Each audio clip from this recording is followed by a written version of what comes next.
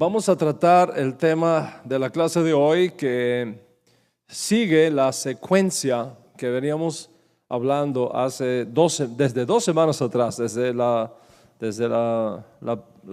parashá de inicio del cuarto libro de Moshe Rabenu que estamos estudiando, después la parashá Naso de la semana pasada y la parashá de esta semana, bajo el tema general de restaurando o rescatando la imagen de nuestro Ribi, Yeshua HaMashiach. Y de eso vamos a estar tratando en la clase de hoy también. En la clase pasada dejamos una serie de conclusiones importantísimas sobre nuestro justo Mesías. Dijimos que debido a una serie de procesos teológicos, políticos y eclesiásticos, la figura judía de Yeshua fue cambiando de a poco para más dentro del mundo no judío, hasta un punto donde su judaidad se pierde en la historia del cristianismo. En otras palabras, el Yeshua judío que enseñaba Torah en las sinagogas judías y en el templo judío de Israel en el primer siglo, al Jesús, Dios de Dios, luz de luz, engendrado pero no creado, la segunda persona de la Santísima Trinidad que surge después en los concilios cristianos de los siglos IV, V y VI, por lo menos hasta el tercer concilio de Constantinopla para fines del siglo VII, específicamente para el año 680 de la era actual. No solo hay una distancia de 7 siglos, hay un enorme abismo teológico también.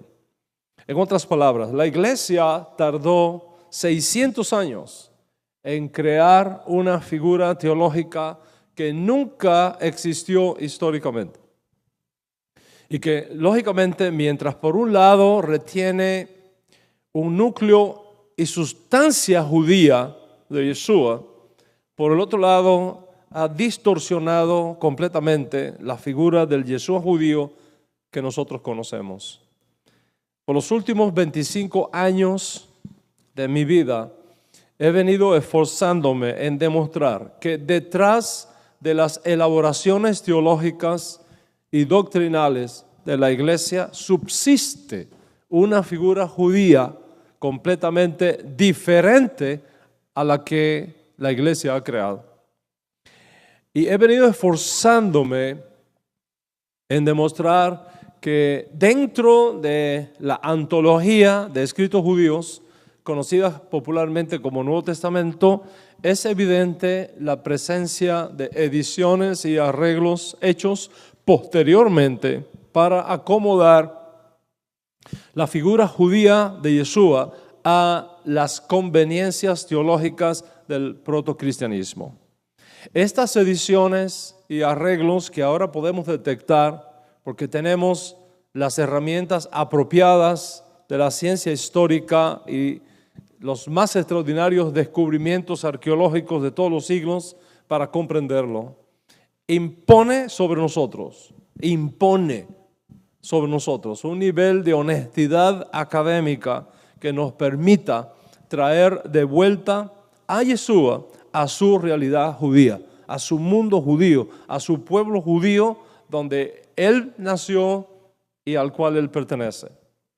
Aunque tenemos que reconocer con humildad que posiblemente tendrán que ser futuras generaciones con muchos más recursos tecnológicos que nosotros y sin duda con más descubrimientos arqueológicos que los nuestros para completar el trabajo, nuestra generación ha tenido el privilegio de iniciar este Pidyon Habem del Ribe, este rescate de la persona del Ribe, y debemos hacerlo con absoluta transparencia, no importa lo enmarañado que la teología cristiana nos haya dejado el camino. Si la iglesia tardó 6 siglos en acomodar ciertos criterios teológicos, dejando atrás una estela de persecuciones, marginaciones, expatriaciones y ejecuciones de los que no pensaban como ella, y la destrucción de todo documento comprometedor de manipulaciones, de sus manipulaciones teológicas, está claro que hubo un deliberado esfuerzo por transformar la vida y transformar la enseñanza de Yeshua y acomodarla a las presunciones teológicas y las agendas religiosas propias de ese movimiento. El resultado de todo esto ha sido la creación de una figura teológica que luego es introducida en la historia como si fuera lo original, cuando no es otra cosa que una fabricación posterior. Es como el famoso Batman que tanto aman los chicos, o como Papá Noel, o como Robin Hood, que son muy populares y están con nosotros todos los días del año, pero no existieron realmente. Son creaciones históricas, no figuras históricas. Esta es una verdad difícil de ver, difícil de masticar y difícil de digerir. Cuando te has pasado la vida entera creyendo una cosa y practicando una cosa para luego descubrir que el asunto no era como te lo habían contado. Y se requiere mucha humildad para aceptar que estuve equivocado. Se requiere mucha modestia espiritual para reconocer que lo que había creído y abrazado nominalmente requiere una revisión radical, porque el paquete teológico en el cual yo nací, que acepté nominalmente de buena fe, pero que nunca verifiqué objetiva y científicamente, venía con alteraciones y con modificaciones hechas por los intermediarios. Y se requiere mucha modestia teológica, académica y eclesiástica para decir otra vez: ¿qué quieres que haga, Señor? ¿Qué quieres que haga ahora, Señor? Felices los que están dispuestos a romper con los viejos paradigmas creados en la historia para seguir la verdad, solamente la verdad, no importa cuál sea el camino que la verdad exija a cada uno. Ahora tenemos una generación que vive en la época de la informática. Todo está saliendo a la luz. Y como dijo el Ribi, no hay nada oculto que no haya de ser revelado, ni escondido que no venga a la luz. El profeta Jeremías, por ejemplo, asocia la redención final de Israel con un tiempo de despertamiento espiritual para las naciones. Cada vez que Dios trata directamente con Israel, en un momento particular de la historia, el impacto en las naciones no se hace esperar. Cuando Dios Altísimo sacó a nuestro pueblo de Egipto, una enorme multitud de no judíos reconocieron también que los dioses egipcios eran vanidad, abandonaron aquellos ídolos y se convirtieron al Dios de Israel. Cuando llegó el momento para Noemí regresar a Israel, una no judía recibió la revelación de que el Dios de Israel era el verdadero, no el Dios de Moab, y le dijo a Noemí: tu Dios será mi Dios, tu pueblo será mi pueblo. Cuando Dios Altísimo echó por tierra los malvados planes de Amán agageo, y la reina judía Esther logró unificar a todos los judíos en la gran redención que hubo en la época del rey Ahasverosh, una enorme cantidad de gentiles abandonaron los ídolos persas y se convirtieron al Dios de Israel. Es una constante de la redención, que cada vez que Dios trata directamente con Israel y con el pueblo judío, la onda expansiva alcanza también a las naciones. Dice el profeta Jeremías: vienen días, dice Hashem, dice el Señor, cuando no se va a decir más: bendito sea el Eterno que hizo subir a los hijos de Israel de la tierra de Egipto. Se va a decir otra cosa. ¿Qué se va a decir? Dice el profeta: bendito es el Eterno que hizo subir a los hijos de Israel de todas las tierras a donde los había arrojado. Los volveré a su tierra que juré a sus padres que daría a ellos y a su descendencia. ¿Y qué pasará con las naciones cuando ocurra esta redención final del Estado judío? No de algún lugar específico de la historia, como fue el caso de Egipto o como fue el caso de Babilonia, sino de todas las tierras del exilio judío, como es el caso ahora, a partir de la resurrección del Estado judío en 1948, un Estado que se va formando por los hijos y las hijas de Israel, provenientes no de un país, no de una región del país, sino de todos los países y lenguas del mundo. ¿Qué pasará con esas naciones no judías cuando esto esté ocurriendo? Si nosotros seguimos leyendo a los profetas, vamos a descubrir que sucederán varias cosas. Entre ellas cito las siguientes. Dicen los profetas hebreos: entonces dirán las naciones, grandes cosas ha hecho Hashem con ellos. Entonces dirán las naciones, grandes cosas ha hecho Hashem con ellos. ¿Qué más? Dice: entonces sabrán las naciones que yo soy el Señor que santifica a Israel. ¿Qué más? Dice el profeta Jeremías que las naciones dirán cuando esto suceda: mentira poseyeron nuestros padres y vanidad en lo cual no hay provecho. ¿Qué más? Dicen los profetas: entonces dirán las naciones, venid y subamos a la casa del Dios de Jacob. Él nos enseñará sus caminos y andaremos por sus sendas, porque de Sión, no de Roma, de Sión saldrá la Torá y la palabra de Hashem de Jerusalén.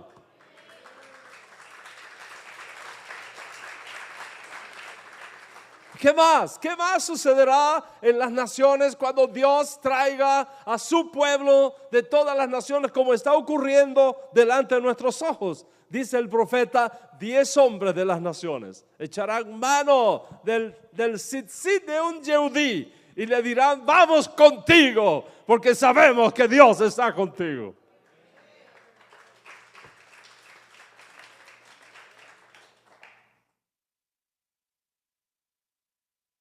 Ninguna de estas palabras ha caído a tierra. Ninguna. Todo lo contrario. Somos la generación que la está viendo. Somos la generación que la está experimentando ahora mismo, cada día. Si como judíos o como justos de las naciones. Y uno de los paradigmas históricos más serios que está siendo revisado por las mentes más brillantes del mundo hoy día es el que tiene que ver con la manera como se formó y llegó a nosotros esa antología de escritos judíos conocidas popularmente como el Nuevo Testamento.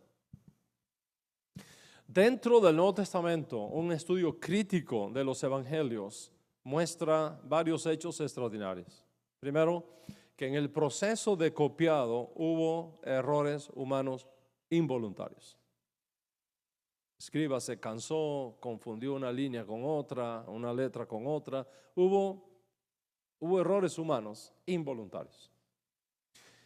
Segundo, que en el proceso de copiado hubo errores humanos voluntarios. Tercero, que en el proceso de redacción hubo edición y más ediciones, incluso manipulaciones por consideraciones teológicas. Y cuarto, que en el proceso de edición, y esto es muy importante, en el proceso de edición hubo ideas teológicas que se convirtieron en narrativas históricas con propósitos educativos y apologéticos. Y eso es lo que encontramos en el estilo teologúmeno, así como se llama técnicamente, teologúmeno. típico del redactor de Lucas y Mateo, por ejemplo, en lo relacionado con el nacimiento de Yeshua. Y como se trata de sacar a Yeshua de ahí, como se trata de restaurar la imagen de Yeshua de ahí, quiero enfatizar eso en la clase de hoy. De todos es sabido, de todos nosotros es sabido cómo la iglesia ha defendido el dogma del nacimiento virginal. María virgen antes del parto, durante el parto y después del parto. Y de todos es sabido cómo la iglesia ha defendido el dogma de la inmaculada concepción de María y de la regia ascensión de María. Nosotros los judíos sabemos que cuando Dios quiere tratar con Israel, normalmente les manda un redentor. Siempre Hashem nos ha mandado un redentor. Cada vez que Hashem ha tratado con Israel y quiere hacer algo con Israel y quiere enviar un redentor al mundo para salvar al sistema, como fue el caso de Isaac, o como fue el caso de Moshe Rabbeinu, o como fue el caso de Samson, o como fue el caso del profeta Samuel, para citar ejemplos que son bien conocidos, un patrón divinamente ordenado se descubre. Normalmente en ese patrón se sigue la siguiente fórmula. Primero, el pueblo de Israel atraviesa un gran momento de necesidad. Segundo, Dios escucha el clamor y el dolor de su pueblo. Tercero, Dios envía un ángel para que anuncie un milagro de concepción en una mujer que no estaba en capacidad de concebir. Y cuarto, las leyes naturales siguen su curso.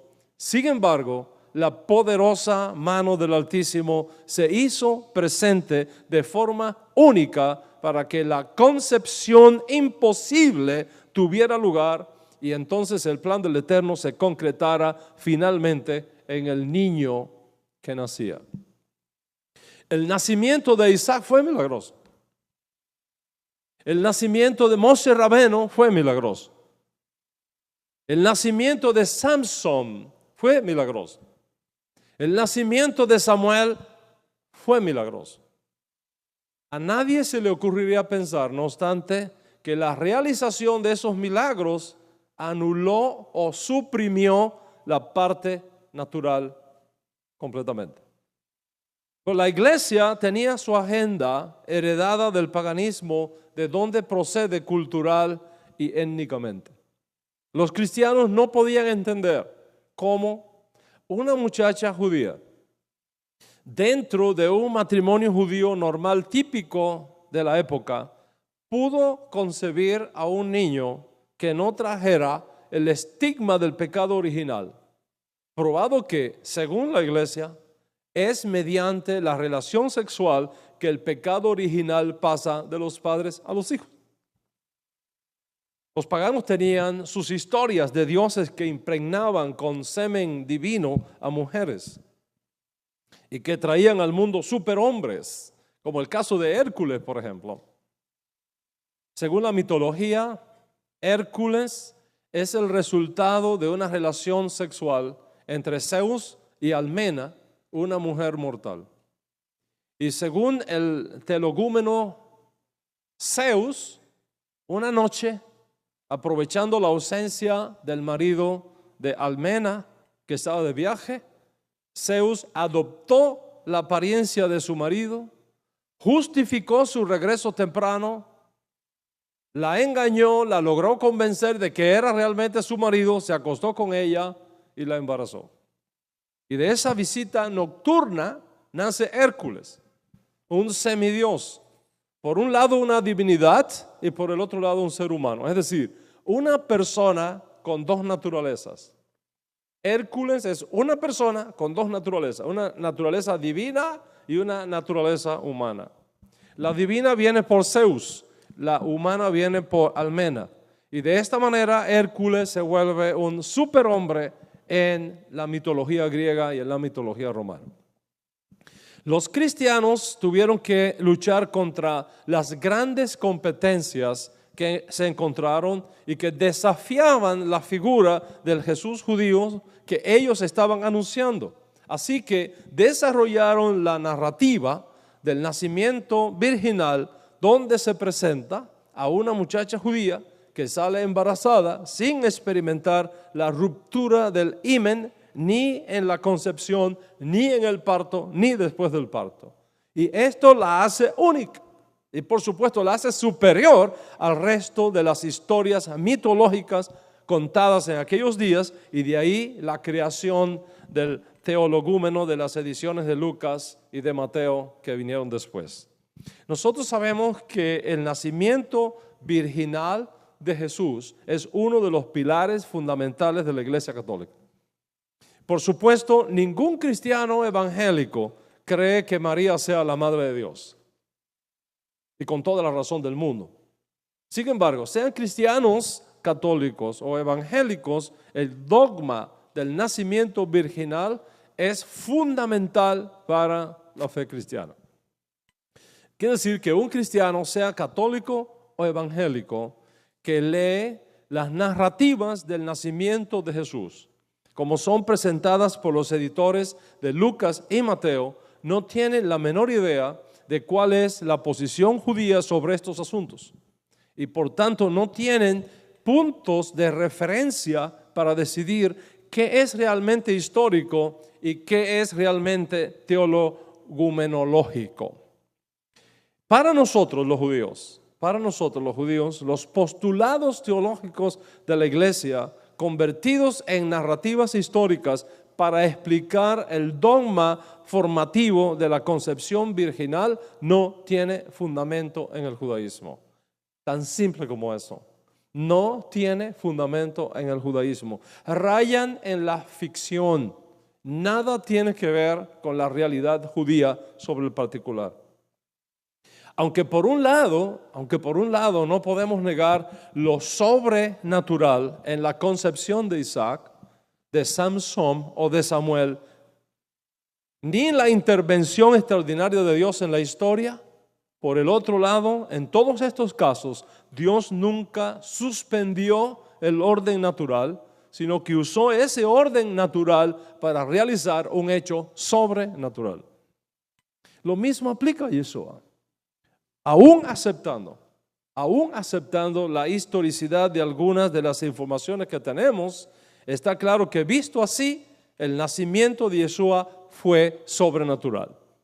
El nacimiento de Yeshua fue milagroso. ¿Cómo explicamos que una alma, que una muchacha joven pudiera concebir en su primera relación sexual, cuando es una creencia judía que ninguna mujer concibe en su primera relación sexual?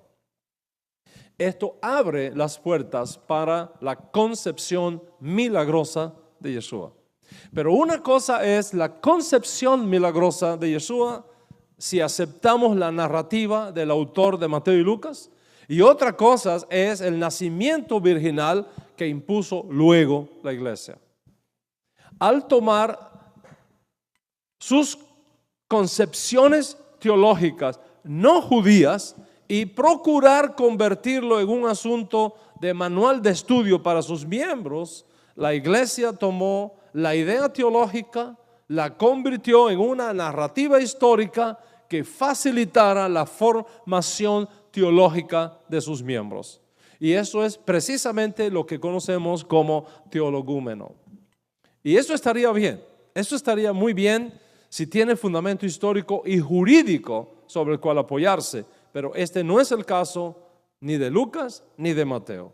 Y te voy a dar algunas evidencias de los serios problemas que los teologúmenos tienen. Primero, solamente en dos de los 4 evangelios canónicos se menciona el nacimiento de Yeshua. Solamente en 2. El nacimiento de Yeshua no fue enseñado por los apóstoles originarios. Usted se puede leer todos los discursos apostólicos primitivos que tenemos en Hechos de los Apóstoles. En ninguno de ellos los apóstoles mencionan el nacimiento de Yeshua. Tampoco se menciona el nacimiento de Yeshua en los credos, en los himnos primitivos escondidos dentro del propio Nuevo Testamento. Tampoco aparece en las cartas apostólicas. Usted puede leerte todas las cartas apostólicas que tenemos en el Nuevo Testamento, ninguna menciona el nacimiento de Yeshua.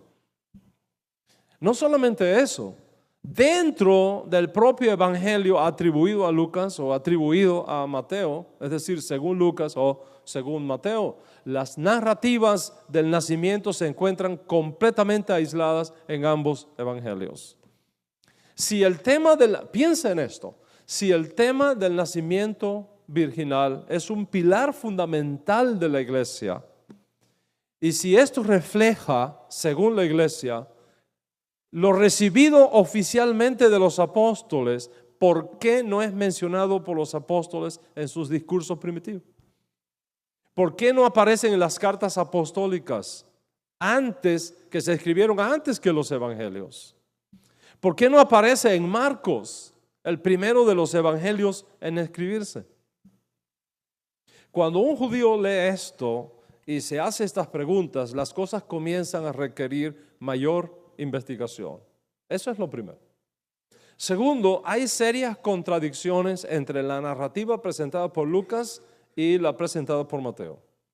Esto demuestra que son dos compensaciones o composiciones distintas que tienen su origen en circunstancias diferentes por las que pasaron las comunidades a las que pertenecían los autores de estas narrativas lucanas y marcanas respectivamente. Tercero, y esto es muy importante, mientras que algunos testigos oculares de Yeshua vivieron, prácticamente todos los testigos oculares de los eventos relativos al nacimiento de Yeshua habían muerto o no estaban disponibles para el tiempo cuando surge el Evangelio de Lucas o el Evangelio de Mateo, 50, 60 años después de la muerte de Yeshua. En otras palabras, los propios personajes incluidos en la narrativa del nacimiento no están en condiciones de declarar cuando los editores cristianos de dos comunidades cristianas a las cuales pertenecieron los editores de Lucas y Mateo deciden crear esas narrativas muchos años después. Ni Zacarías, ni Elisheba, ni Johanán, ni Joseph, ni Simón, ni Hanna, ni los sabios venidos del oriente, ni los pastores de los campos de Betlehem estaban vivos o estaban presentes para consultarlos para el tiempo cuando surgen estas narrativas. Entonces, ¿con quién se consultó para saber de esto? Algunos podrían decir, bueno, si Miriam, la mamá de Yeshua, era tan joven, pudo sobrevivir para el tiempo cuando Lucas y Mateo escriben sus narrativas y seguramente consultaron con ella. Esa es una buena idea, pero está llena de problemas. Aunque María pudo ser, teóricamente al menos, la fuente principal de cómo tuvo lugar la concepción y el nacimiento de Yeshua, hay graves problemas que tendrían que resolverse para tratar este asunto. Y es por eso que, en mi opinión, María nunca pudo ser la fuente histórica de las narrativas que ahora tenemos del nacimiento de Yeshua. ¿Por qué? ¿Por qué razón? Porque de haber sido ella la fuente, no habrían contradicciones entre lo que dice Lucas y lo que dice Mateo en relación con el nacimiento de Yeshua. Pero como hay contradicciones y serias contradicciones, ¿cómo pudo ser María la fuente diciendo una cosa a uno y otra cosa completamente diferente al otro? Por otro lado, está clarísimo que el que escribió esta narrativa y el que editó y copy and paste, el que editó el tema del nacimiento de Yeshua y la infancia de Yeshua, el que puso eso ahí no era judío. María nunca pudo haber dado esa información porque ella era judía y sabía cómo eran las cosas judías. Les voy a dar un ejemplo. Lucas capítulo 2, verso 22 nos dice: en la edición, en el Teologúmeno, dice: cuando se cumplieron los días para la purificación de ellos, según la ley de Moisés, llevaron a Yeshua a Jerusalén para presentarle al Señor. El que escribió esto mezcla cosas del judaísmo con conceptos no judíos. ¿Dónde está el detalle para decir eso? ¿Dónde está el detalle que pasa desapercibido a cualquiera que no sea judío? Cuando el editor de Lucas dice, presta atención, cuando dice, cuando se cumplieron los días para la purificación de ellos, ¿de quién? De José y de Miriam, de María, para la purificación de ellos. Aquí hay un serio problema con el judaísmo. ¿Por qué? Porque en el judaísmo no se somete al marido a ninguna purificación cuando su mujer le da a luz un hijo. La única que tiene que purificarse, según la ley de Moisés, es la madre, no el padre. Solo la madre resulta impura ritualmente luego del parto y por eso requería purificación. La ley de Moisés no aplica al esposo, al papá, la impureza ritual cuando su mujer le da a luz un hijo. Sin embargo, el editor de Lucas incluye a ambos en el ritual de purificación, todo lo cual es contrario a la ley de Moisés y contrario al judaísmo. Entonces pregúntate, ¿cómo pudo María haber pasado esta información al escritor del Evangelio si ella era judía y conocía muy bien las leyes de la purificación de la mujer judía después del parto, que no tiene nada que ver con el marido? Está claro que estamos en presencia de una edición posterior hecha por un cristiano que no está familiarizado, que no tiene conocimiento de cómo era el judaísmo de Moisés o el judaísmo en los días de Yeshua. Y esta ignorancia del judaísmo no solo se hace presente en estos detalles que la mayoría de las veces la gente pasa por alto, por cuanto los cristianos en su mayoría no tienen suficiente conocimiento del judaísmo para tener claros los puntos de referencia, para darse cuenta cuando una cosa es judía y cuando una cosa no es judía. Esto se hace presente también en la manera como el editor de Lucas mezcla dos rituales diferentes del judaísmo en una sola narrativa. Total ignorancia del judaísmo. Para el tiempo de Yeshua, el judaísmo estaba compuesto de dos partes. Primero, lo que provenía directamente de la ley de Moisés, y segundo, lo que provenía de los decretos rabínicos o de las prácticas y costumbres rabínicas impuestas como un cerco de protección alrededor de la ley de Moisés. La purificación de la mujer después del parto procede directamente de Moisés, y usted lo puede estudiar leyendo simplemente Levítico capítulo 12. Pero la visita al templo para el rescate del primogénito fue una institución rabínica para pagar la exigencia de 5 ciclos del templo. La ley de Moisés no especifica que para hacer el rescate del primogénito, el Pidyon Javem, asunto que tratamos en detalle 2 semanas atrás, se requiera visitar el Mishkan o se requiera visitar el templo. Fueron los rabinos los que establecieron esa medida. El autor de esta narrativa mezcla las dos cosas.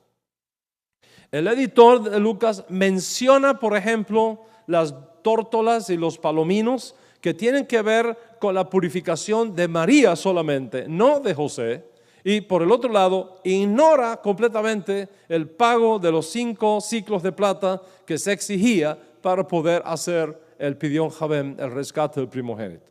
Esto demuestra que María no pudo ser la fuente de la cual se basó el autor de la narrativa del nacimiento e infancia de Yeshua, porque estos detalles son anacrónicos con el judaísmo de aquellos días, y Miriam, una mujer judía de sus días, nunca pudo haber dado aquellos informes totalmente fuera del lugar en el judaísmo que ella misma vivió, en la cual nació y de la cual ella fue hija. Está claro entonces que la narrativa del nacimiento y la infancia de Yeshua, la fuente no es Miriam, la madre de Yeshua, la fuente es una edición teológica posterior, imaginativa, del editor de Lucas. Por otro lado, si María es la fuente de donde salieron estas informaciones para sus narrativas del nacimiento y la infancia, si María fue la fuente, tenemos un problema más grande aún. Porque Lucas escribe lo relacionado con la presentación del bebé Yeshua en Jerusalén, en el templo de Jerusalén, a los 30 días de su nacimiento, según la ley de Moisés, mientras que para este tiempo Yeshua está en Egipto, según Mateo.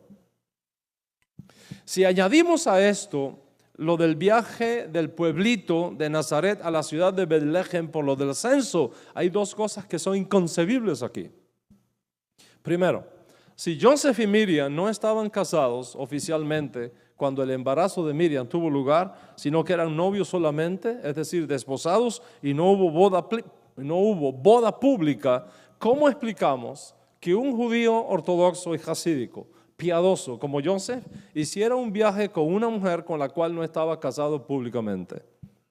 No era costumbre antigua que los desposados estuvieran juntos bajo el mismo techo, excepto que una boda haya tenido lugar. Eso es lo primero. Segundo, Miriam no tenía por qué hacer ese viaje a Betlehem por tres razones fundamentales. Primero, lo tan peligroso por los atacantes del camino que había en aquellos días. ¿A quién se le ocurría? ¿A qué varón? ¿A qué esposo responsable como Joseph habría pensado llevar a una larga jornada a su mujer expuesta a los asaltantes del camino? Segundo, el estado de gestación. Miriam está embarazada, casi a punto de salir. ¿A qué hombre se le ocurre montar una mujer de 40 semanas de embarazo en un burro por 2 o 3 días, subiendo y bajando montañas para llegar a Betlehem? Es una total locura. A una mujer de 40 semanas. Y lo más interesante de todo, lo tercero, los romanos censaban solamente a los hombres, no a las mujeres. Miriam no tenía por qué hacer ese viaje absolutamente para nada. Y si quieres añadir algo más, es inconcebible que los romanos ordenaran un censo con la exigencia de que cada cual regresara a la casa de sus ancestros. Imagínate que el presidente Trump se le ocurre una idea de hacer un censo y que todo el mundo tenga que ir a la casa donde vivían tus ancestros aquí hace 200 años atrás. ¿Cómo encuentras? ¿Cómo sabes a dónde tenías que ir? ¿Dónde vivían tus abuelos y los abuelos de tus abuelos y de tus abuelos 200 años atrás? Está claro que estamos en presencia de un estilo literario conocido como teologúmeno. Es decir, los antiguos tenían la costumbre de tomar ideas teológicas con una agenda política y entonces para propagarla la convertían en una narrativa no con fines históricos, sino con fines teológicos. Eso nos asusta un poco a los hombres del siglo XXI, pero así era que ellos hacían. Un concepto teológico lo convertían en una narrativa histórica para facilitar enseñar el concepto en las nuevas generaciones. Es más, yo mismo he usado ese estilo literario muchas veces. En mi obra, Cuentos para Niños del Pequeño Yeshua, que así titulé esa obra, es una obra de 10 cuentos. La mayoría de ustedes posiblemente ni saben que yo escribí eso, pero está por ahí, ¿okay? Está rodando por todos lados. Cuentos del Pequeño Yeshua. En ese libro de Cuentos del Pequeño Yeshua describo para los niños cómo tuvo que ser la vida del pequeño Yeshua, basado en lo que ahora sabemos fue la manera como se educaban los niños judíos del primer siglo en Israel. Y en mis cuentos del pequeño Yeshua creo, invento narrativas, diálogos entre Yeshua y Joseph, entre Yeshua y su mamá Miriam, entre sus hermanos, sus amigos del pueblo, sus maestros en la sinagoga, etc. Es más, hasta mi propia hija en las noches me dice, cuéntame cómo fue de Yeshua, cómo fue. Y yo me siento y me cuento. Por la mañana cuando Yeshua se levantaba decía el Shema, Shema Israel Adonai Eloheinu, Adonai. Entonces la llamaba Miriam, su mamá, le decía, ven Yeshua, ven que tienes que desayunarte para ir a la sinagoga. ¿Y qué le ponía en la mochila? Y ahí ella dice, le ponía uvas, le ponía manzanas, le ponía... Inventamos una tremenda historia. Eso no es una historia real. Eso no es una historia real. Está basada en hechos reales, pero es una historia ficticia para enseñar una verdad teológica de que existió un niño llamado Yeshua y que se educó y se formó en una sinagoga judía del primer siglo. Nada de eso es histórico. Es simplemente una narrativa creada sobre una verdad histórica para lograr un fin didáctico, que los niños judíos se identifiquen con el más grande judío que haya conocido Israel y la historia del mundo. Y eso está bien cuando tiene fundamentos históricos comprobables, pero no está bien cuando imponemos cosas dentro del judaísmo que no son del judaísmo. Y este es el caso de las narrativas del nacimiento e infancia de Yeshua que encontramos en la tradición lucana y matiana. El editor de Lucas, no Lucas, el editor de Lucas, no Mateo, el editor de Mateo, crearon sus propias narrativas con fines didácticos, no históricos. Y está claro que si la narrativa del nacimiento virginal es un asunto fundamental para el cristianismo, debería aparecer en los discursos apostólicos primitivos, pero no aparece. Debería aparecer en las cartas apostólicas, pero no aparece. Debería aparecer en el primer evangelio en ser escrito, el de Marcos, y no aparece. Piensa en eso. Piensa en eso. El evangelio de Marcos fue por varios años, no uno ni dos, por varios años, el único evangelio canónico que circulaba entre las comunidades cristianas después de la destrucción de Jerusalén, pos la era apostólica. Esto significa que mientras este evangelio estuvo solo, sin los compañeros que aparecen después, por lo menos por 10 o 15 años, los cristianos nunca supieron nada del famoso nacimiento virginal. Ni fue necesario para ellos el tema del nacimiento virginal. ¿Qué pasó con el editor de Lucas, que lo introduce luego? ¿Y qué pasó con el editor de Mateo, que lo introduce más tarde con ciertas variantes y con ciertas discrepancias? Y del Evangelio de Juan, el último en aparecer hacia fines del primer siglo, 30 años después de Marcos, la historia es completamente diferente. Según podría interpretarse el Evangelio editado de Juan, la iglesia ha enseñado que sobre la base de su interpretación del Evangelio de Juan, la llegada de Jesús al mundo no proviene de ningún nacimiento virginal. De ningún nacimiento virginal. Juan no menciona para nada el nacimiento virginal en ningún lugar. Proviene de la preexistencia de un ser divino, igual a Dios, aunque no idéntico al Padre, que se hizo carne, es decir, un ser humano a través del milagro de la encarnación. Pero esa doctrina desarrollada por la iglesia después no aparece ni en Mateo, ni en Lucas, ni mucho menos en Marcos.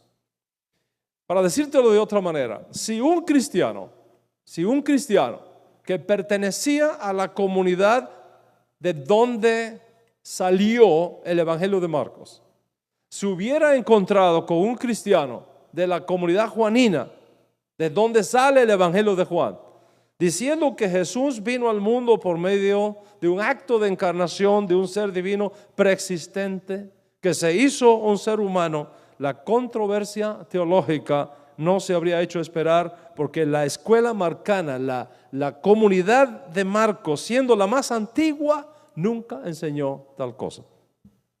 Tú puedes leer el Evangelio de Marcos de arriba a abajo y de abajo arriba y no vas a encontrar el menor vestigio de esta alta y desarrollada cristología que nosotros encontramos en el Evangelio de Juan. Solamente en el Evangelio de Juan encontramos este tipo de literatura teológica, no en Marcos, el más antiguo de nuestros evangelios canónicos.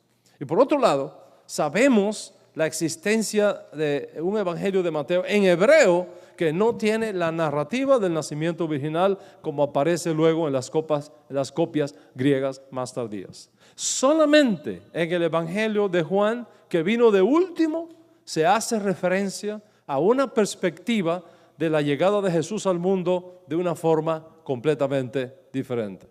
La iglesia enseña, basado en el evangelio de Juan, que no menciona para nada el nacimiento virginal.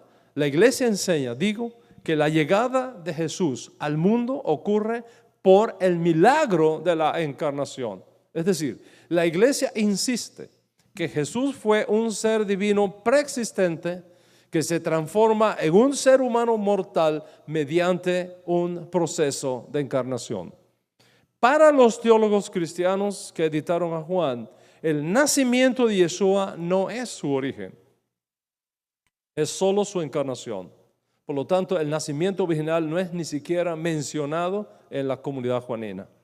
Y de hecho presenta una teología que es totalmente contraria al judaísmo y que se requiere muchísimo conocimiento del judaísmo para poder sacar las grandes lecciones históricas y doctrinales judías que están escondidas en el Evangelio de Juan. ¿Cuál es la teología contraria al judaísmo que tenemos en la edición cristiana de Juan? La teología judía, por ejemplo, expresa claramente que no existe persona o fuerza independiente de Dios en el universo. ¿Me estás escuchando?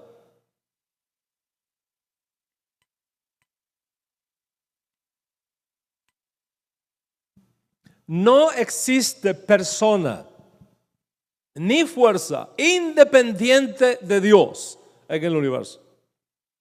Los profetas hebreos fueron muy claros en hablar del tema de la unidad y unicidad del Dios de Israel. Isaías, por ejemplo, afirma: así dice el Señor, Rey de Israel y su Redentor, el Señor de los ejércitos: yo el primero, yo el postrero, fuera de mí no hay Dios. Fuera de mí no hay Dios. Pero la teología cristiana afirma que sí hay otra persona divina aparte del Dios único de Israel. Sigue diciendo el profeta: no temáis ni os amedrentéis. No te lo hice oír desde antiguo y te dije antes lo que estaba por venir. Luego vosotros sois mis testigos que no hay otro Dios sino yo y que no hay otro fuerte que yo conozca. No hay otro Dios que yo, no hay otro fuerte que yo conozca. Observa cómo el profeta dice que Dios mismo no conoce otro fuerte como Él. Pero la teología cristiana afirma que hay otro fuerte como Dios. Sigue diciendo el profeta Isaías: así dice el Señor, Redentor tuyo y formador tuyo desde el vientre. Yo soy el Señor que lo hago, que extiendo los cielos, que extiendo la tierra por mí mismo. Por mí mismo. Observa eso. Por mí mismo, no por medio de otro, por mí mismo. Pero la teología cristiana afirma que fue otra forma de Dios, en este caso Dios el Hijo, el que creó el universo. No como dice Isaías: por mí mismo fue que hice los cielos y la tierra. Isaías dice al pueblo judío de sus días: vosotros sois mis testigos, dice el Señor, y mi siervo que yo escogí para que me conozcáis y creáis y entendáis que yo mismo soy. Antes de mí no fue formado Dios, ni lo será después de mí. Yo solo soy el Señor, y fuera de mí no hay quien salve. Yo solo soy el Señor, y fuera de mí no hay quien salve. Pero luego viene la teología cristiana y enseña otra cosa, que la salvación es del Mesías y que solo Cristo salva. Cuando la Escritura enseña que la salvación solo proviene de Dios y que Dios es el único que puede salvar. Pero voy a decir esto, y mi propósito no es ofender a ningún cristiano, para nada. Mi propósito es enseñar la verdad y después usted vea qué hace con eso. Voy a decirte algo que puede rechinarle en los oídos a muchos pastores y teólogos cristianos que me siguen toda la semana. Quien reconcilia al hombre con Dios no es Jesús, es Dios mismo. ¿Me está escuchando? Quien reconcilia al hombre con Dios no es Jesús, es Dios mismo. ¿Sabe cuál es el problema del cristianismo? Que pierden la fuente por el medio. Pierden al Padre por el Hijo. Alguno podría decir, ¿cómo así que quien reconcilia al hombre con Dios no es Jesús, sino Dios? Eso es exactamente lo que enseñaron los apóstoles originarios. Como está escrito, dice el apóstol Pablo, Dios estaba en Yeshua reconciliando consigo mismo al mundo. Dios estaba en Yeshua reconciliando consigo mismo al mundo. Dios estaba en Yeshua reconciliando al mundo con Él mismo. Pero el que redime es Dios. El Mesías es el medio de Dios para redimir al mundo. Pero es Dios y solamente Dios quien salva, es solamente Dios quien redime, es solamente Dios quien sana, es solamente Dios quien restaura, es solo Dios el que tiene absoluto control.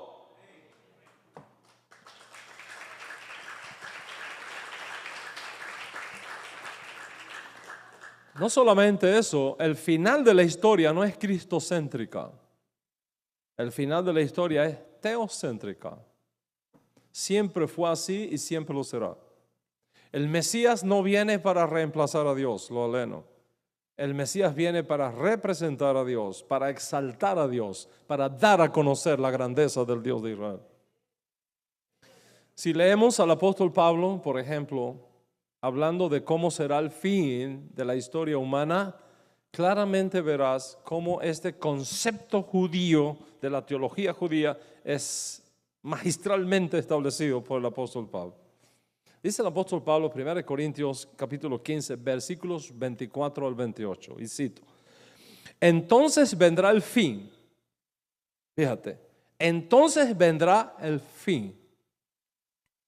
El fin de la historia humana, el fin de esta edad presente, el fin de la edad mesiánica, el fin de todo. Entonces vendrá el fin. Entonces vendrá el fin. ¿Cuándo vendrá el fin? Dice, cuando Él, el Mesías, está hablando del Mesías, cuando el Mesías entregue el reino a Dios el Padre, luego de destruir todo dominio, autoridad y poder. Porque es necesario que el Mesías reine hasta poner a todos sus enemigos debajo de sus pies. El último enemigo que será destruido es la muerte, pues Dios ha sometido todo a su dominio, todo ha sometido al dominio de Mashiach. Dios ha sometido todo a su dominio. Ahora Pablo hace una aclaración teológica muy importante y explica, al decir que todo ha quedado sometido a su dominio, está claro que eso no incluye a Dios mismo. ¿Está escuchando? Está claro que eso no incluye a Dios mismo, quien todo lo sometió al Mesías. Y cuando todo le sea sometido, entonces el Hijo, el Mesías mismo se someterá a aquel que le sometió todo para que Dios sea todo en todos.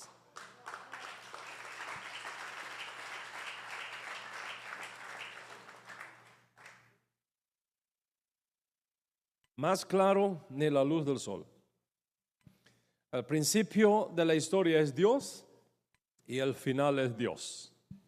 Aleph y Taf, alfa y omega, principio y fin. Caso cerrado para la teología judía. Dice el profeta, fuera de mí no hay quien salve. Ahora, piensa en lo que dice Pablo. Dice Pablo, si el Mesías no resucitó, vana es vuestra fe, vana es nuestra predicación y ustedes todos están muertos en sus delitos y pecados. En otras palabras, la resurrección es lo que garantiza que la transacción judicial de la redención fue aceptada y vindicada por Dios. Si Yeshua muere y no hubiese resucitado, ninguno de nosotros estaría aquí. Pero la resurrección misma de Yeshua fue un acto soberano de Dios, no de Yeshua, de Dios. Recuerda eso, Yeshua no se autorresucitó. Dios lo resucitó. Dios resucitó a Yeshua de entre los muertos para que su santo no viera corrupción, como él había prometido. Pero ahora vienen los cristianos afirmando que el resucitado es Dios mismo que se autorresucitó. Total incongruencia teológica. Más adelante dice el profeta Isaías, y cito, publicad y haced llegar y entren todos en consulta. ¿Quién hizo oír esto desde el principio y desde entonces lo tiene dicho sino yo el Señor? Y no hay más Dios que yo, Dios justo y salvador, no hay más que yo. Mirad a mí y sed salvos todos los términos de la tierra, porque yo soy Dios y no hay más.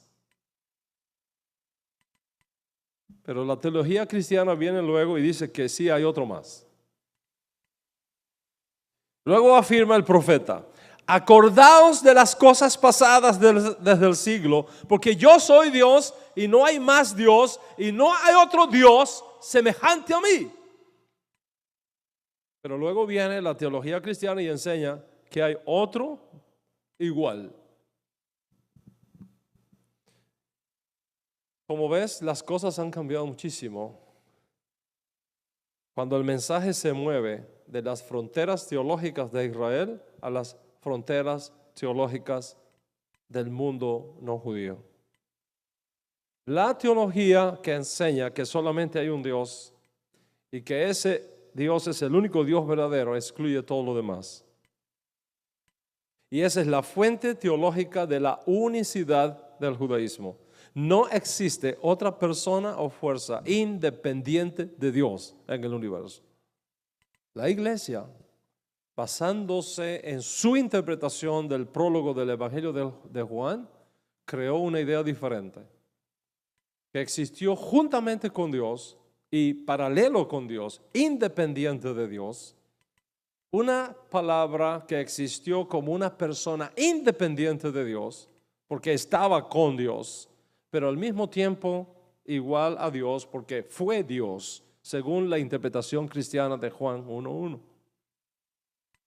Vea claramente cómo estamos aquí en presencia de una lucha entre las diferentes sectas cristianas de fines del primer siglo para determinar quién era la que realmente tenía la enseñanza original de Yeshua y de los apóstoles. Observa esto. Tenemos el cristianismo primitivo formado alrededor del apóstol Pablo y de su equipo de trabajo. Ese es el cristianismo primitivo, puro, santo, judío. El cristianismo primitivo enseñó, según los apóstoles, que Yeshua fue declarado Adón y Mesías en el momento de la resurrección, no antes. Esa fue la enseñanza del judaísmo, del cristianismo primitivo. Y eso se sostuvo así, esa escuela, ese cristianismo primitivo se mantuvo así entre los años 40 a los años 70. Se mantuvo. El único cristianismo que había era el cristianismo primitivo, formado por creyentes de origen no judíos, alrededor de la figura del apóstol Pablo y su equipo de trabajo, entre los años 40 y los años 70.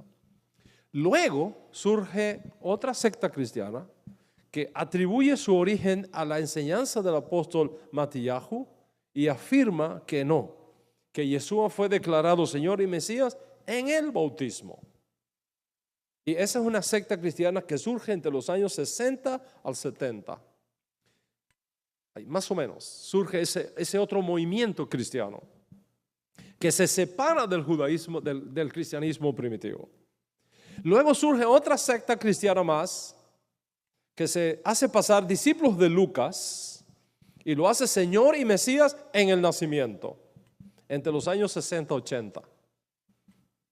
Y finalmente aparece otra secta cristiana más, la más poderosa de todas, hacia fines del primer siglo, afirmando ser portadoras de la tradición del apóstol Juan, y no lo hace ni Señor ni Mesías, sino que ya era Señor desde la eternidad y por tanto Jesús una manifestación de un ser divino que trasciende la historia y se hace hombre. Y este movimiento cristiano surge entre los años 70 al 100 después de Yeshua. Entonces, observa ese movimiento. Primero tenemos el cristianismo primitivo, alrededor de Pablo, puro, santo. Judaísmo para los no judíos, los años 40 al 70. Luego surge otro movimiento cristiano entre los 60 y los 70. Luego surge otro movimiento cristiano entre los 60 y los 80. Y finalmente otra secta más, la más poderosa que surge entre los años 70 a 100, basados en la tradición juanina.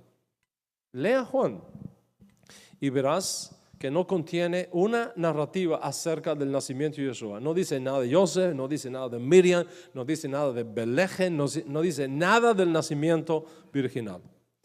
Fue la comunidad juanina la que triunfó sobre el resto, se convirtió en el proto-cristianismo, desplazó a las demás y se estableció como líder superior del movimiento cristiano, de donde surge luego el cristianismo histórico de Nicea a partir del año 325. Y en ese proceso, la comunidad juanina tomó todos los evangelios, los editó, los juntó, mezcló cosas con otras, y eso es parte de la historia de cómo se formaron los 4 evangelios canónicos. Y esa es la razón por la que verás en su constitución teológica trinitaria, la iglesia no se basa para nada en Marcos, ni en Lucas ni en Mateo, pero sí en Juan. Porque esa fue su obra maestra para poder superar y desplazar al resto e imponerse como la única secta cristiana representativa de la auténtica enseñanza de los apóstoles. Y ese protocristianismo que se forma entre los años 70 al 100 necesitaba un evangelio que fundamentara su posición teológica. Y para ello Marco no le servía. Tenían a Marco, pero no le servía. Tenían a Lucas, pero no les servía. Tenían a Mateo, pero no les servía. Entonces crearon su propio evangelio, Juan. Piensa en eso. Si los cristianos tenían para fines del siglo el evangelio de Marcos, el primero de todos, ¿por qué necesitaban otro evangelio? Si los cristianos tenían para fines del siglo no solo el evangelio de Marcos, también ahora el de Lucas, ¿por qué necesitaban el evangelio de Juan? Si los cristianos tenían para fines del siglo el evangelio de Mateo, ¿por qué necesitaban el evangelio de Juan? Si los cristianos tenían para fines del siglo a Marcos, a Lucas, a Mateo, ¿por qué necesitaban el evangelio de Juan? Por una simple razón. Era una secta cristiana de tendencias gnósticas, la más numerosa, la más poderosa. Y en su lucha por determinar qué grupo era el que tenía la autoridad y la clara enseñanza apostólica supuestamente, necesitaban un documento histórico que les sirviera de fundamento para defender al Cristo que ellos habían creado hasta esa fecha, que luego se impone en Nicea y en el resto de los concilios católicos hasta Constantinopla III. Ahora tú entiendes por qué la iglesia hizo de Jesús, por la vía de la edición del Evangelio de Juan, una figura divina e inmortal que se vuelve hombre por el milagro de la encarnación, no del nacimiento virginal. Si tú lees los 3 primeros evangelios canónicos, los llamados sinópticos, verás que todos hablan de Yeshua proclamando el reino de Dios y su justicia. Todos los evangelios sinópticos no hacen otra cosa que proclamar el mensaje de Yeshua, el reino de Dios y su justicia. Ni en Marcos, ni en Lucas, ni en Mateo, Yeshua se presenta nunca a sí mismo como Dios, ni clama ser Dios, en ninguno. Todo esto proviene de la lectura cristiana del Evangelio de Juan. En Marcos, Lucas y Mateo, Yeshua constantemente habla de Dios, del reino de Dios. Rara vez lo escuchamos hablando de sí mismo, excepto en aquello que tenía que ir a Jerusalén y sufrir y ser condenado, etc. Pero en Juan el mensaje es completamente diferente. Constantemente lo oímos hablar de sí mismo, quién es Él, de dónde viene, para dónde va, que Él es la fuente de la vida eterna, etc. Ustedes se pueden leer el Evangelio de Juan 70 veces, como me lo he leído yo. Y nunca vas a encontrar en ningún lugar que Yeshua hable del futuro reino de Dios para ser establecido aquí en la tierra. Juan no habla de eso. Mateo, Marcos y Lucas constantemente hablan del reino de Dios que está en medio de ustedes. El reino de Dios está presente, el reino de Dios está a la puerta, el reino de Dios va a ser establecido. En Juan no se habla para nada de eso. El énfasis de Juan es la vida eterna en el cielo, no aquí en la tierra. Está claro que hay un enorme salto teológico entre Marcos, el primer evangelio en aparecer, y Juan, el último de los canónicos. ¿Qué produjo ese salto? ¿Qué fue lo que lo provocó? En primer lugar, la competencia con la cual el protocristianismo se encontró en sus días con otros dioses, con otros señores, tipo Hércules, etcétera, que ellos mismos crearon antes de conocer al Dios de Israel. En segundo lugar, la lucha entre las diferentes sectas cristianas post-apostólicas por cuál de ellas era la representativa de la enseñanza apostólica. En tercer lugar, el hecho de que la inmanencia, la inminente llegada del reino de Dios no había tenido lugar y había que justificar la ausencia de eso moviendo todo para el cielo, no aquí en la tierra, sino en el cielo. En otras palabras, ignorando la promesa del establecimiento de la edad mesiánica que estaba condicionada a que Israel se arrepintiera y aceptara la propuesta, al ver que no llega, procuran acomodar la fe de los cristianos a un reino mesiánico diferente al judío. Algo allá arriba, lejos, por allá, como reza el himno cristiano, ¿eh? Yo tengo un hogar, hogar, bello hogar, más allá del sol. Por allá, bien lejos, por allá. Ese no es el mensaje de Yeshua, ni en Marcos, ni en Lucas, ni en Mateo. El mensaje de Yeshua es: el reino de Dios está aquí, en medio de ustedes. Juan lo pone allá, a la distancia. De ahí surge luego el dispensacionalismo teológico que coloca a la iglesia reinando arriba en el cielo, mientras que Israel se queda aquí en la tierra y nunca se encuentran. Está claro que el Evangelio de Juan es de la más tendencia gnóstica que tenemos de los 4 evangelios. En ningún otro lugar usted va a encontrar a Jesús diciendo: el que come mi carne y bebe mi sangre. Eso es canibalismo. Eso está prohibido por la Torah. Comer la sangre está prohibido por la Torah. Y sin embargo, es en Juan, y solamente en Juan, es un evangelio de tendencia gnóstica que encontramos a Jesús diciendo: ustedes tienen que beber mi carne. Después la iglesia tomó eso y lo convirtió en la transustanciación. Cuando usted bebe de la copita, se convierte en la sangre, y cuando come la hostia, se convierte en el cuerpo. Y que eso es comer la carne y beber la sangre, etc. ¿Está claro? que lo que el Jesús de Juan enseña no es para nada lo que el autor de Marcos enseña, lo que los otros evangelistas enseñan. Todos los demás enseñan, todos, que el tiempo para el establecimiento del reino de Dios y su justicia ha llegado para Israel. Que si Israel se arrepentía, Dios mismo otorgaría a Yeshua la responsabilidad de establecer la edad mesiánica. En Juan nada de esto es enseñado. Es otra historia, otra perspectiva, otra teología que se corresponde con otra tradición cristiana que surge a fines del primer siglo. En otras palabras, y esto es importantísimo que tú lo anotes y lo lleves clarito en tu mente, cada uno de los evangelios representa una escuela diferente, una tradición diferente y una comunidad diferente de las que surgieron después de los apóstoles a partir del año 70. En un punto determinado, alguien, la secta más poderosa, juntó las 4 escuelas en una sola, las absorbió, las editó y de ahí surgen los 4 evangelios canónicos. Al unir todos los evangelios en un solo paquete, la distintividad de cada uno se perdió y en vez de ver 4 tradiciones diferentes, el protocristianismo juntó todo eso y formó una teología que es totalmente desconocida para el judaísmo.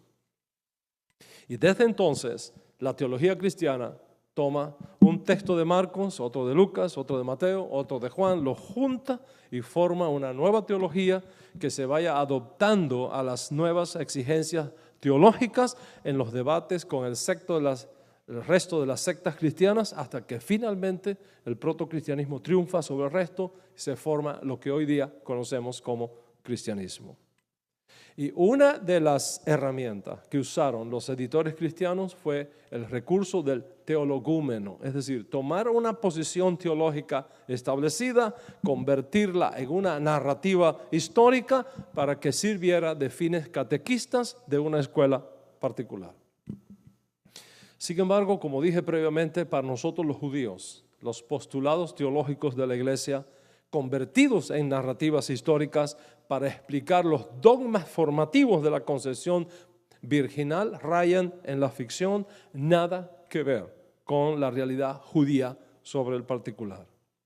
Está claro entonces que cuando ponemos los filtros judíos a las ediciones de Lucas y Mateo en lo relacionado con el nacimiento y la infancia de Yeshua, hay problemas. Tenemos que ser capaces entonces de sacar las espinas de la carne para encontrar la verdad del Yeshua judío, no del Jesús creado por la iglesia, que a todas luces ni es judío ni conoce del judaísmo. Todo lo contrario, está casi siempre en contra del judaísmo y rompiendo y pisoteando el judaísmo. ¿Significa esto que el Nuevo Testamento no sirve y que no es confiable? ¿Significa que el Nuevo Testamento no es confiable? Absolutamente no. Si hay una colección de escritos antiguos que supera todos los criterios de autenticidad establecidos para la evaluación de los documentos antiguos, es el Nuevo Testamento. El hecho de que tengamos en esta colección de libros conocidas como Nuevo Testamento, que pensaron ciertas comunidades cristianas posapostólicas y de fines del primer siglo, el hecho de que tengamos estas cosas ahí no atenta para nada contra la inspiración del mensaje judío de Yeshua y de sus apóstoles originarios, solo que exige de nosotros la investigación de la crítica de la historia de la formación y el establecimiento del canon neotestamentario para saber distinguir. Y gracias al judaísmo, porque si no tuviéramos judaísmo no tendríamos los puntos de referencia para saber qué es A y qué es B. Para que podamos distinguir, gracias al judaísmo, lo que es auténtico de lo que fue editado y de lo que fue manipulado posteriormente. Y de esta gran verdad, Moran Berrabotay, de esta gran verdad se están haciendo eco todos los estudiantes serios de las Escrituras. Y es por eso que se vuelve ya una verdad indetenible. En otras palabras, la iglesia no podrá seguir engañando a los cristianos con sus mentiras teológicas ni con sus manipulaciones textuales de las Escrituras. ¿Y sabe qué? Por esas cosas de la sabiduría de Dios, lo interesante de todo esto es que la mayoría de las almas judías, de las ovejas perdidas de la casa de Israel, están precisamente dentro de la iglesia. Y ha llegado el tiempo para que los judíos atrapados dentro del cristianismo levanten su cabeza y regresen a casa.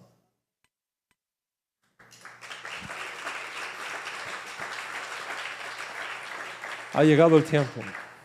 Y al mismo tiempo, ha llegado el tiempo para que los no judíos dentro de la iglesia levanten su cabeza, escuchen la voz del shofar y se unan al pueblo judío en el segundo más grande y final éxito de la historia. Como está escrito por los profetas, 10 hombres de las naciones tomarán del manto, del talit de un yehudí y le dirán: vamos contigo porque sabemos que Dios está contigo.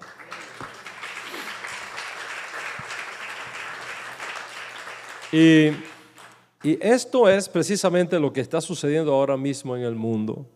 El profeta Jeremías dijo que cuando tenga lugar la restauración final de Israel, entonces dirán los gentiles: mentira poseyeron nuestros padres y vanidad en lo cual no hay provecho.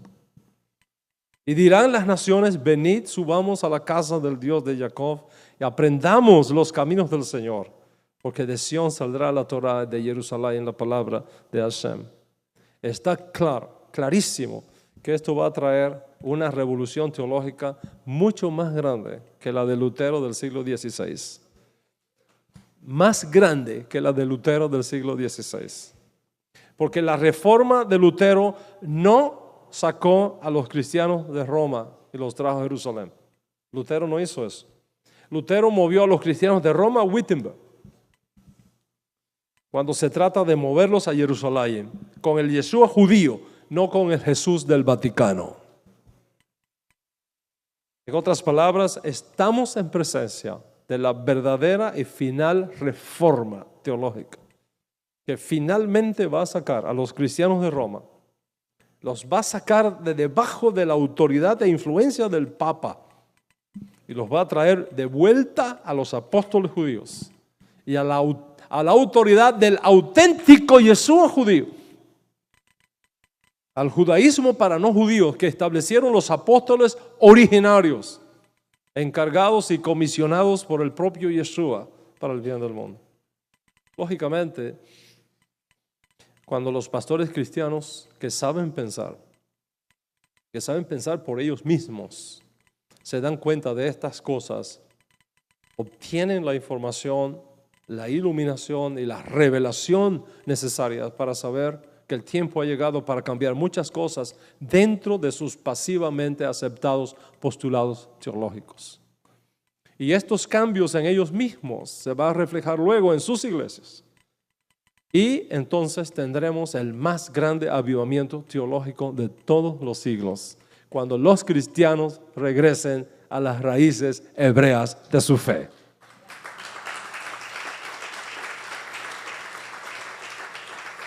La doctrina de la inefabilidad de la iglesia se tambalea por segundos.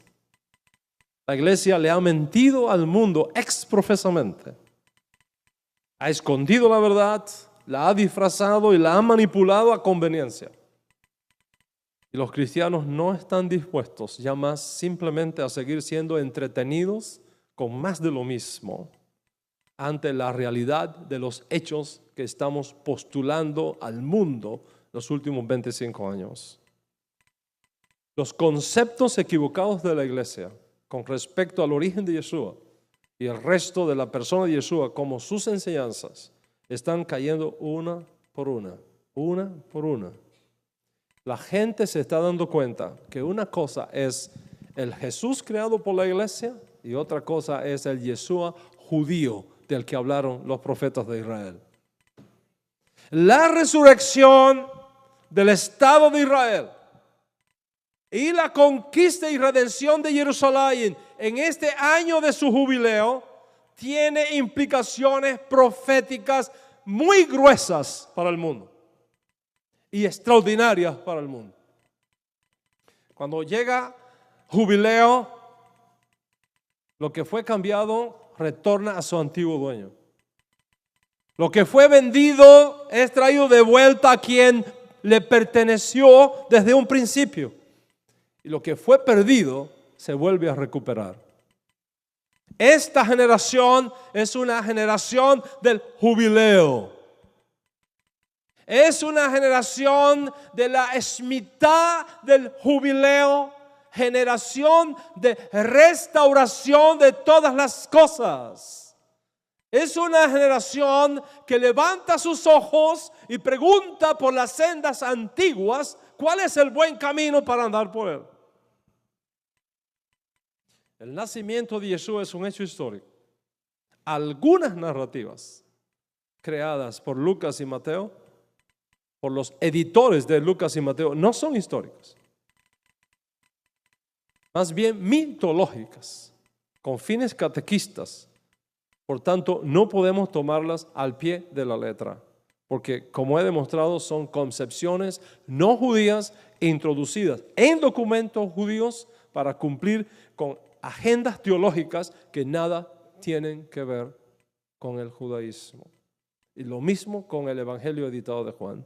Cuando sacamos lo no judío de nuestros documentos judíos, la figura que surge allí es el Yeshua judío, que no tiene nada que ver con el Jesús teológico creado por la iglesia. En otras palabras, Yeshua está siendo redimido de nuevo. Hay un pidión Jaben operando otra vez en su vida. Y la ley judía establece que cuando un hermano judío es secuestrado, la comunidad judía debe hacer todo lo que está en su mano para rescatarlo. Y eso es exactamente lo que ha pasado con Yeshua. Un hermano nuestro, el más conspicuo, el más hermoso, el más extraordinario, ha sido secuestrado y desfigurado teológicamente. Y ahora prácticamente irreconocible por nuestro pueblo. Es nuestro deber sacar a Yeshua de las cárceles de Roma y de Constantinopla y de Trento y traerlo de nuevo a donde pertenece, a nuestro noble pueblo judío. En mi clase pasada, y con esto voy a concluir, en mi clase pasada les decía que el Jesús creado por los concilios católicos y que lo escuchamos cantar los domingos de misa o de culto, Santo, Santo, Santo, Señor omnipotente, Dios en tres personas, bendita Trinidad, no constituye una verdad histórica. Si queremos escuchar a Yeshua hablarnos de nuevo, tendremos que ir a otro lugar. No a la catedral de Roma, ni a la de Wittenberg, sino al templo de Jerusalén. Y allí el maestro no canta Santo, Santo, Santo, Señor omnipotente, Dios en tres personas, bendita Trinidad. Allí el canto del maestro es otro completamente diferente. El que cantó en los días de su vida. Shema Israel, Adonai Eloheinu, Adonai Echad.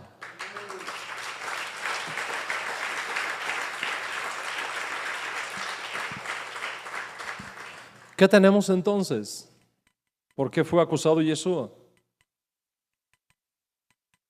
¿Cuál fue la ley que él violó para llevarlo a la muerte? ¿Cómo es posible que un hombre que enseña que el más grande mandamiento de todos es Shema Israel, Adonai Eloheinu, Adonai Echad, sea condenado a muerte? ¿Cómo es posible que un hombre que dice ni siquiera una coronita, una marquita de la ley pasará, sea condenado a muerte?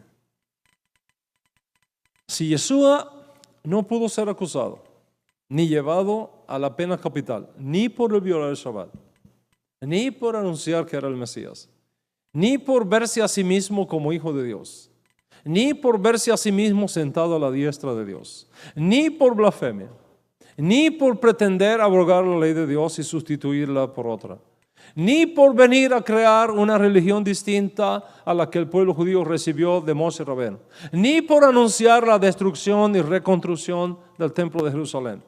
Si por nada de eso es reo siquiera de ir a un tribunal judío, mucho menos ser condenado a muerte, ¿qué fue entonces lo que pasó? ¿Por qué fue condenado a muerte? Si las narrativas del nacimiento virginal no son parte histórica de la vida de Yeshua, ¿qué hizo Yeshua?